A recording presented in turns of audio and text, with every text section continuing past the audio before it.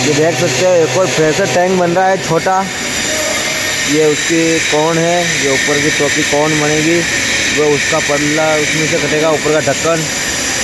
ये एक और कौन है और ये उसका रोल है। छोटा टैंक है ये, इसकी कटिंग हो रही है। ये 16 mm की प्लेट है। आप देख सकते हो बहुत हेवी टैंक बन रहा है। इससे प्रेशर टैंक बनेगा।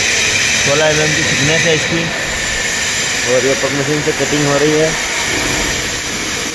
देख सकते हो। प्रेशर टैंक बनेगा, इसीलिए हेवी प्लेट है और हेवी मटेरियल से बन रहा है।